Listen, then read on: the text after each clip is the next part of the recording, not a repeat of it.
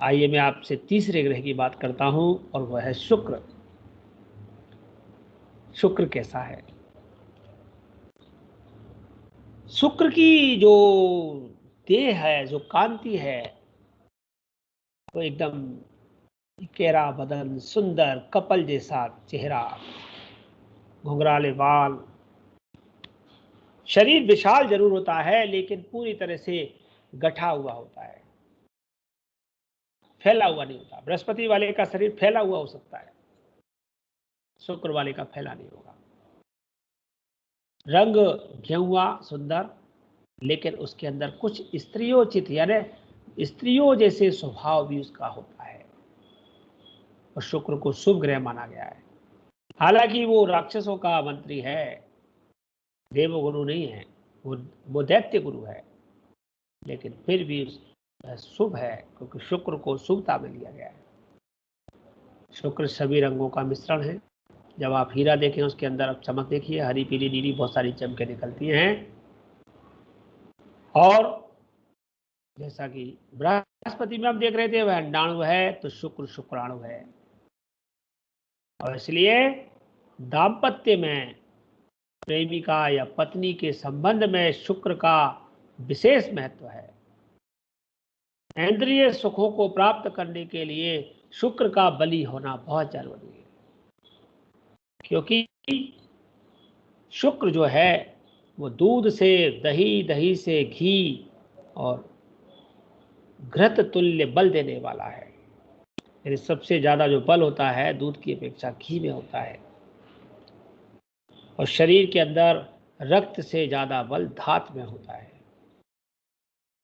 तो शुक्र जो है वो अंदर का ठोस पदार्थ है शरीर। वो जैसे जैसे व्यक्ति का क्षीण होता जाता है तो रक्त भी सहारा नहीं देता। जो रक्त के अंदर की जो पुष्टता है, धात है, वो उसकी अगर पुष्ट है तो वह सभी प्रकार के जीवन के आनंद शुक्र दे सकता है। और वो जब ही होगा जब शरीर का अंदर अन्य पाचन क्रिया आदि बहुत सारी चीजें अच्छी से होगी और व्यक्ति का जीवन संयमित होगा, उसका खान पान अच्छा होगा। शुक्र जल तत्व है, चंद्रमा भी जल तत्व है। मैंने बोला था चंद्रमा के पास जो जल है वो रक्त है, लेकिन शुक्र के पास जो जल है वो धात वीर्य के रूप में है। श्वेत शरीर आकर्षक रूप है, दाम्पत्य सुख का, वैवाहिक सुख का कारक है। और शुक्र वज्र के समान है, शुक्र हीरा है, शुक्र ठोस है। सबसे ज्यादा कॉस्टली भी शुक्र हीरा ही होता है। शुक्र यदि बलवान होगा तो वह मृत्यु तल्लित कष्ट भी दे सकता है। शुक्र को सहन करना, शुक्र को रख पाना हर किसी के बस की बात नहीं है। थोड़ा सा भी हीरा आपके मुख में चला गया तो आंतों को काट सकता है। और शुक्र ऐसी चीजों को काटता है जिसको लोहा नहीं काट सकता, अर्थात वो कांच को काट देता है। कांच कांच की जो महिमा है वो स्त्री के समान रखी गई है।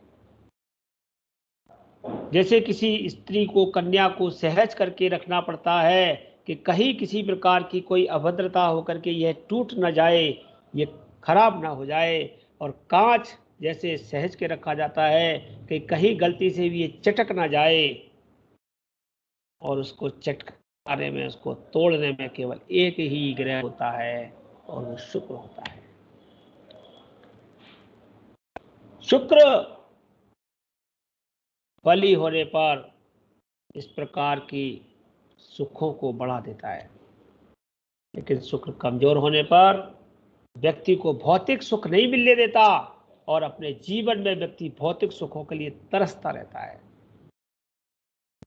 और अगर सुख होते भी हैं तो उनको वो ग्रहण नहीं कर पाता। अगर उससे कहो कि तुम एक कटोरी घी खा लो तो कहता नहीं नहीं मैं नहीं खा सकता, एक चम्मच नहीं खा सकता, क्योंकि मुझे तुरंत जो है पेट खराब हो जाएगा। 100 ग्राम रबड़ी नहीं खा सकता, एसी की हवा नहीं खा सकता और वो इस प्रकार के सुखों को नहीं भोग सकता जो कि उसे भोगने चाहिए। अर्थात उसका शुक्र, उसका बल उसके पास नहीं रहा, उसका शुक्र कमजोर हो गया है और इसीलिए वह बल को, उस सुख को भोग नहीं पाता। और जिसका शुक्र मजबूत है वह सभी प्रकार के भोगों को, सभी प्रकार के सुखों को आसानी से भोग लेता है। अब यह वाहन, गन्ने की फैक्ट्रियां, व्यापार और रासायनिक क्रियाओं से संबंधित व्यापार अर्थात रसायन, दवाइयां, और शुक्र को चमकीला और रेशमी कहा गया है, इसलिए रेशमी वस्त्र, सूती वस्त्र और तो और एक से एक अच्छी क्वालिटी में, क्योंकि शुक्र सुंदरता का प्रतीक है, तो सुंदरता के कारण भी वह विशिष्ट क्वालिटी वाली चीजों को दर्शाता है। ऐश्वर्य की वस्तुएं और वासना आदि का भी ये प्रतिनिधित्व करता है। सभी प्रकार के आनंद जो होते हैं जीवन में, वो शुक्र के बली होने पर ही प्राप्त हो सकते हैं। घर की सेविका, यंत्र, संगीत, वाद्य यंत्रों का प्रतीक, यानी कि आप गायन, वादन आदि सभी प्रकार के आनंद जब ही ले सकते हैं जब जातक का शुक्र अच्छा हो, अन्यथा उसे उस प्रकार के सुख नहीं मिलते। कई बार वो संगीत के लिए प्रयत्न करता है लेकिन संगीत नहीं सीख पाता।